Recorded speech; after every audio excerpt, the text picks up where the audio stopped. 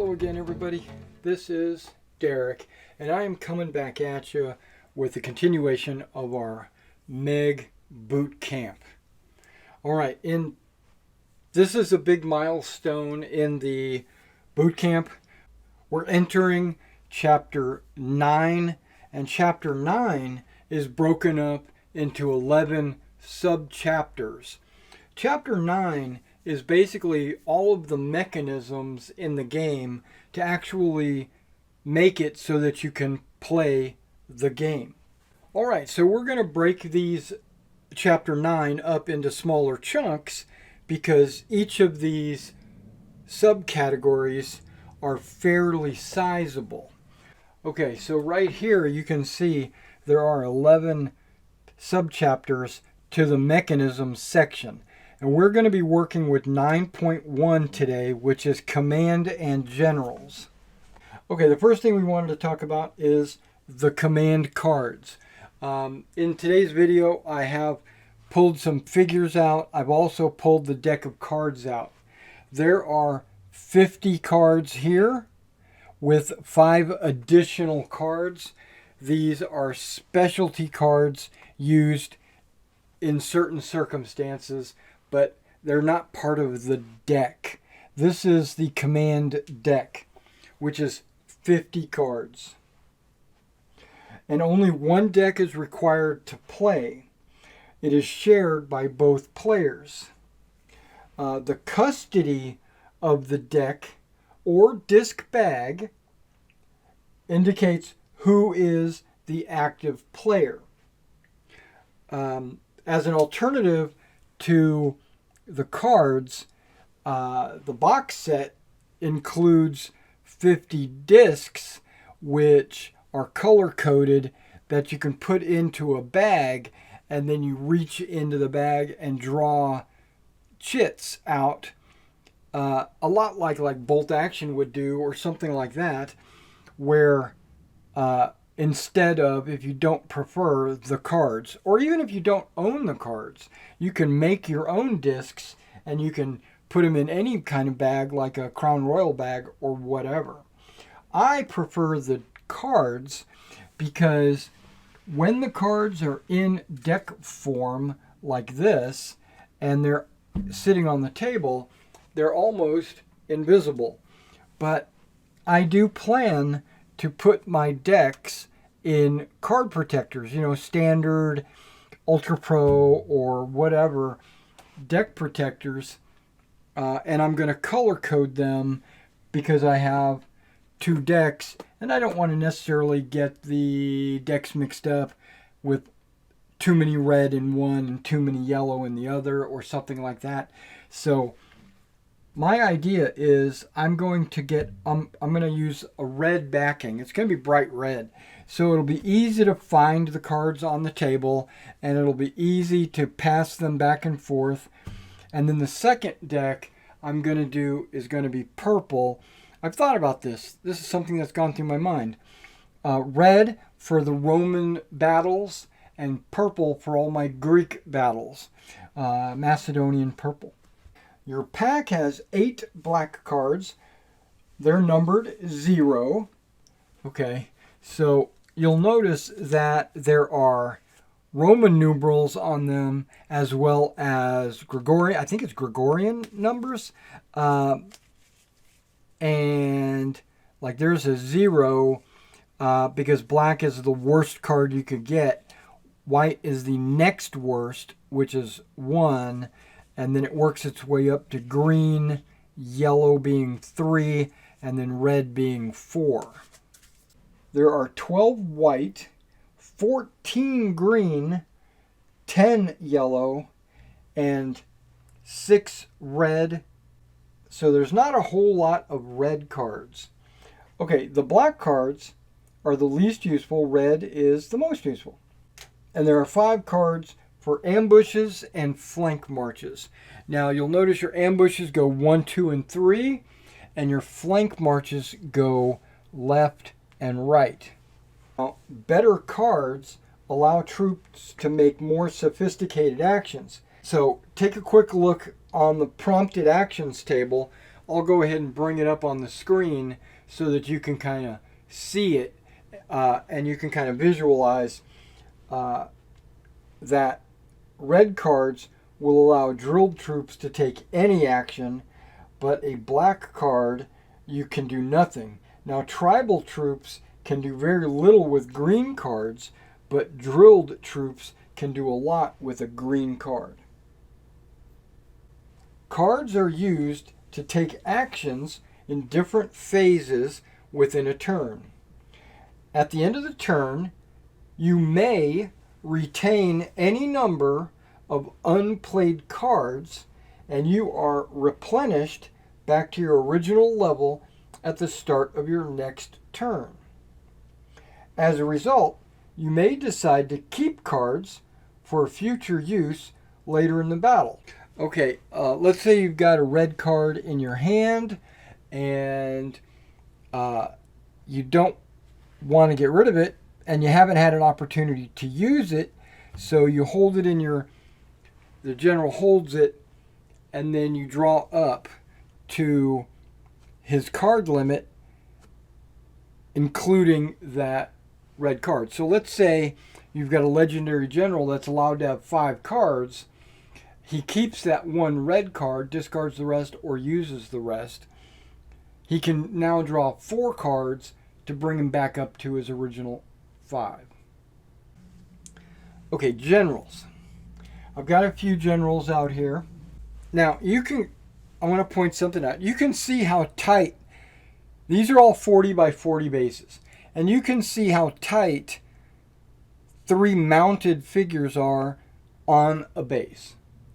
If you're trying to make your generals all mounted, which you don't have to, you can put some foot guys on a base with a mounted figure as his escort or accompanying him or whatever. But I find that you can do that. It goes any way you want to do it. But what MeG suggests, and I don't subscribe to this, but they suggest that you put a number of figures on your general's base that equals the number of cards he would be drawing. So a legendary general would have 5 figures on this base. I would have to have added like 2 additional foot guys, and it would be a very crowded base. There's nothing wrong with that. Or I could have put 1 mounted and 4 foot guys, or 2 mounted like this and 3 foot, or however, just to make sure you get your 5 figures. I make my army, I do it a different way. I go army generals have 3 figures, and then everyone else has either 1 or 2 figures, and you'll just know. I might even put something on the base that denotes how many cards they can draw. Like maybe a red dot will, or maybe a black dot might represent he can draw 5. Or I put a black dot and draw a little 5 inside, or something like that, letting me know he's legendary. They have an alternative way where they say get some little post-it notes, stick them tabs, the small tabs, stick it under the base so it's sticking out the back, and then that color will let you know what type of general it is. Another way is if you're using thick bases like 3mm, or even these maybe this is a 1.5mm, but if you're using like thicker bases, you could actually color the back side of the base, and then that way you really should do the entire base. That way your opponent can actually see the color it is as well. Or you could just tell him, but that color code on the back of the base will help let you identify what kind of troop it is. Now, in most games, you're only going to have 2 to 4 generals, and you're going to have an army list on paper. You can easily identify in some way. You can jot it down Army General is legendary. You know, General 1 is talented. General 2 is competent. Or whatever. You can write all that down. You don't necessarily need to put it on the table. That's my opinion. I think you should be able to keep track of 4 generals. Okay, each army has at least 2 generals and may have up to a maximum of 4. An army will have a single army commander, like your Alexander, Hannibal, Genghis Khan, or whoever, and 1 to 3 subgenerals. A subgeneral may be an ally with a preset command of troops that are not influenced by other generals. Okay, so I might have a Roman army on the table, and I might have an Italian army of allies off to the side. Or I might have like Highland Gaelic as my primary army, and then I might have a Lowland Gaelic or Britain or something like that as an ally army. That ally army is a separate entity from your core army. Generals are classed as either professional or instinctive. Professional is trained and experienced in warfare with an organized command structure. You would think Romans would be professionals because they are very trained. They live the life of war. They have armies, not just tribes that get together in the summer to fight. And then you have instinctive. Instinctive generals are they're like natural born leaders. These are guys that they don't have any training, but their men love them. In addition, generals are rated in quality grades: legendary, talented, competent, and mediocre. You may have a maximum, this is in bold, you may have a maximum of 2 generals that are talented or better. So you could have 2 talented or a talented and a legendary, but you cannot have 2 legendary. Only an army commander can be legendary, unless the list explicitly allows this, like Achilles. And each quality of general receives a different number of cards, thereby setting their ability to control their troops. They may drop from 5, 4, or 3 if they get wounded. Okay, I think we talked about this before. If a general dies and he comes back 1 level lower. Legendary, 5. Talented, 4. Competent, 3. Mediocre, 2. A professional army commander can operate in one of 2 ways. They can float, like this guy. He basically does not have a command. He commands the entire army. That is a floater. Or they can have a command. Okay, so let's talk about floating. You can float behind the lines, commanding no troops directly, and using your cards to support your professional non-allied subgenerals. Okay. Remember I said we've got this Italian army off to the side? They would be considered an ally.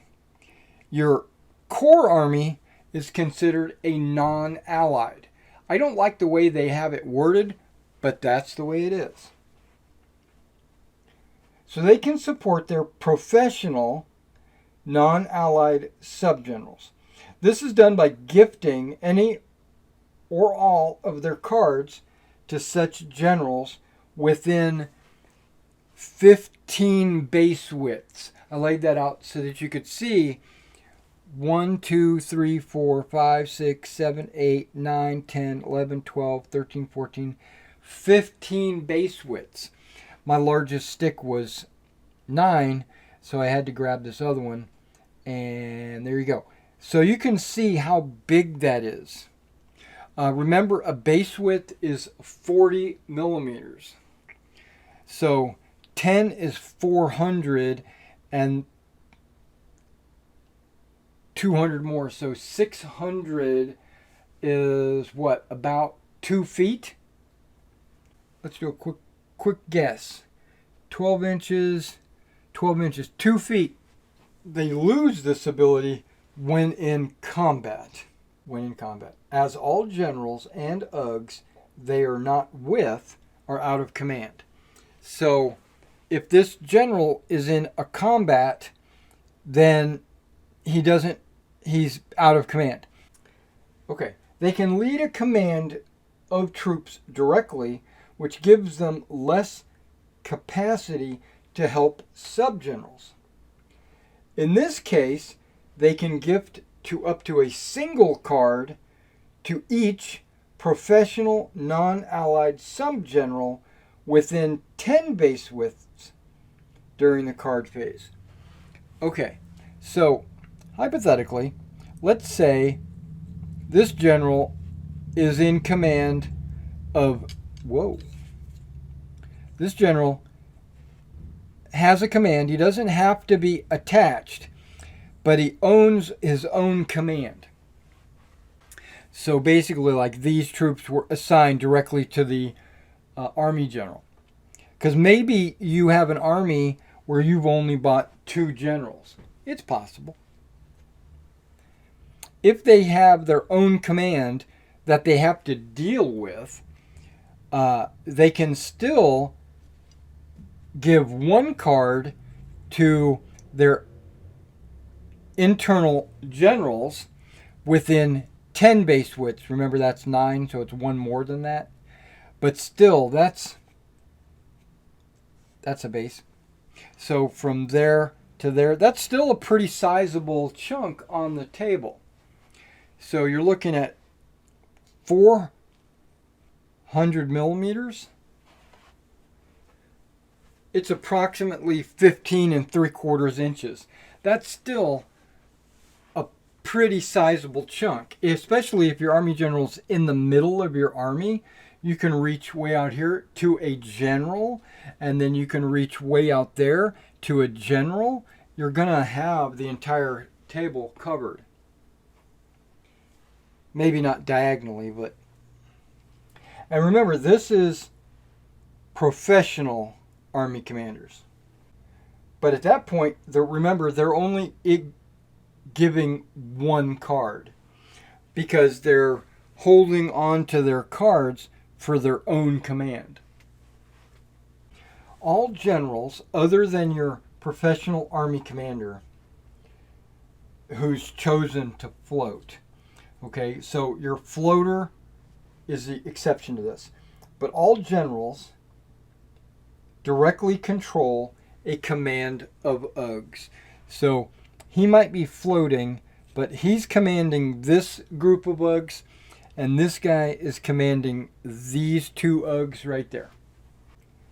The command range for generals, because every general has their own command range, is 10 for professionals, because remember, they're not floaters, so it goes down to 10 when you're professional. And instinctive has 8, because instinctive don't have a bonus for floating professionals. So instinctive generals don't have the option to float over an army. They have to have their own command. So that brings instinctive generals, all of them, down to 8 base widths. If you look at 8, I got these in odd numbers, not evens. So 8 is 1 less than this, right? 2, 4, 6, 8. So that's an 8 base width army general. He's got quite a bit of range to command his troops. Okay, another advantage of professional generals is, hypothetically, let's say this is part of his command, but he is somewhere else on the table. A professional general can prompt actions For non-allied UGs, like this guy, because he's not part of his own command, outside of their command, but inside their command range, by adding an extra card. It has to be a colored card. So, as you remember, black and white are not considered colored cards. So I need these guys to do something. Maybe it requires a green or better to get them to do something. But I have a second green in my hand. I can add it to allow him to command someone outside of his command radius. Let me rephrase that. Inside his command radius, but outside of his command. Because his command is his own troops. His command radius or command range is the distance. Instinctive generals may not do so. So you can see there's a lot of advantages for having professional generals. Okay, commands. A command is a number of tugs and sugs allocated to a general, like we talked. Define your command to each other when you put your generals on the table after UG deployment. So we've deployed all of our UGs. Now we're placing our generals. We say this general is in command of these guys. This general is in command of these guys. This general is going to be floater, etc. Deployed ambush cards must be allocated to a command when they're a real or a bluff. And we'll get into ambushes later in the mechanisms section. Allied commands are predefined when the army is designed, like let's say those Italians, and they are declared as a command when the general goes on the table.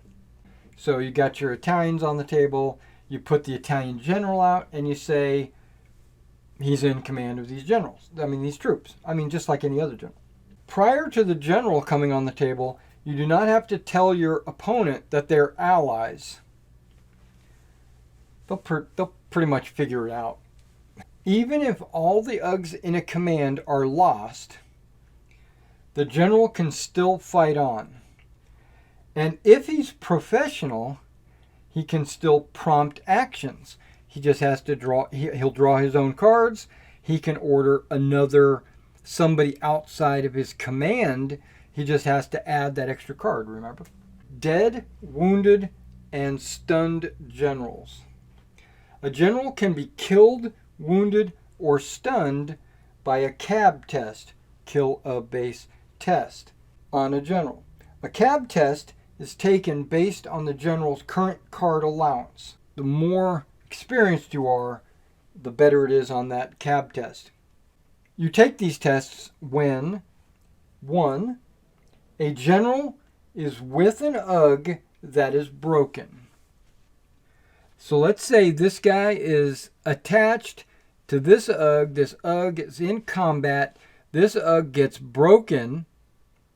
You test to see if the general is killed, wounded, or stunned. Also, if you get a shooting and it causes them to break, you also have to make it. It's not just melee.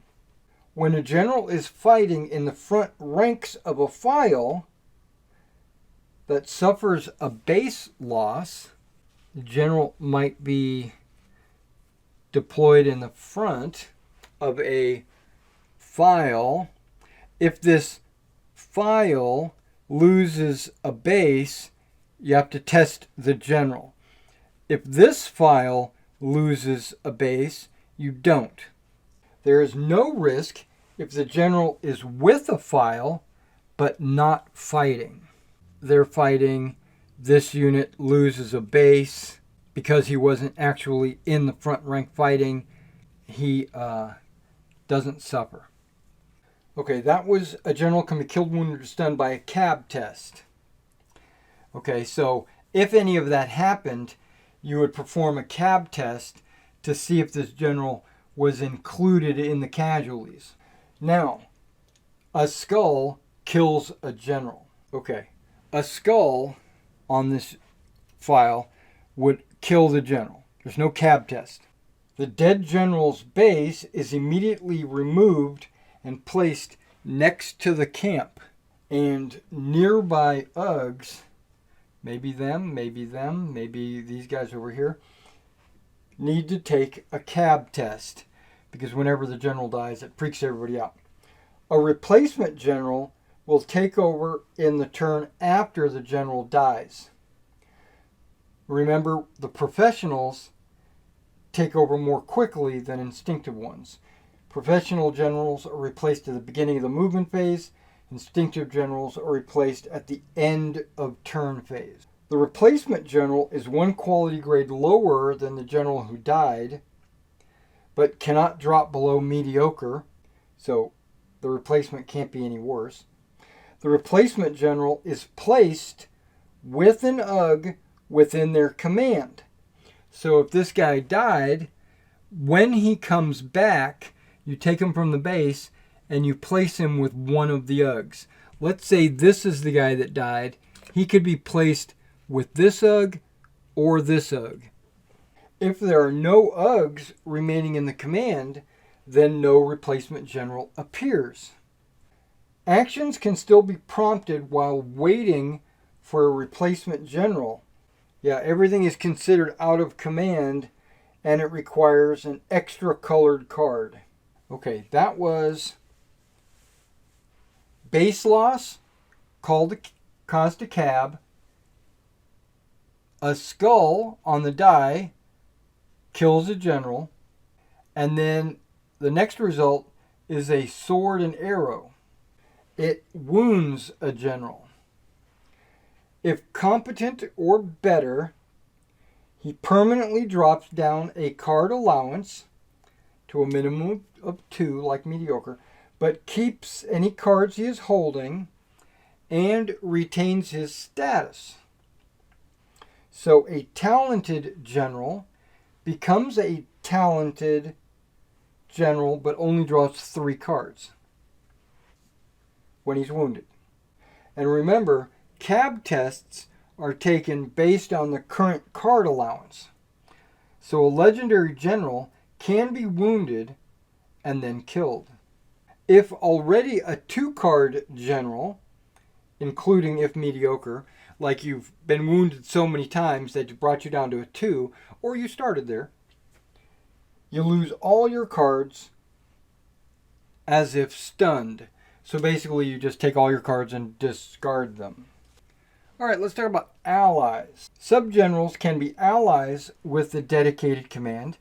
The number and type of allies are shown in the army list. An allied command is led by its own independent general and has the following limitations. It may not benefit from gifting cards, because you can't gift cards, but only to non-allies. It can only apply its cards to its own troops, so it can't command another command.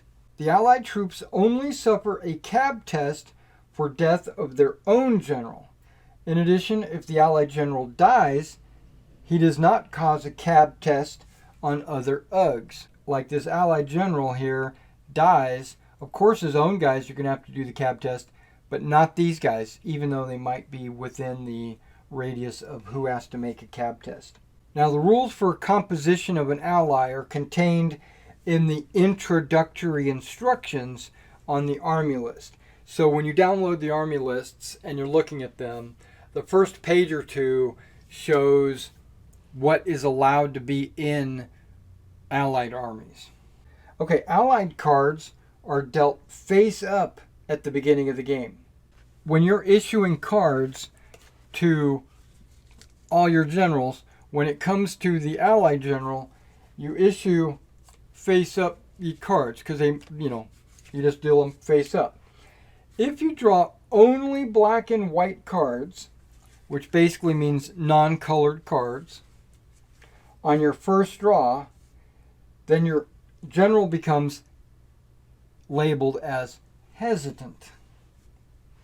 And he will remain so until you draw a red card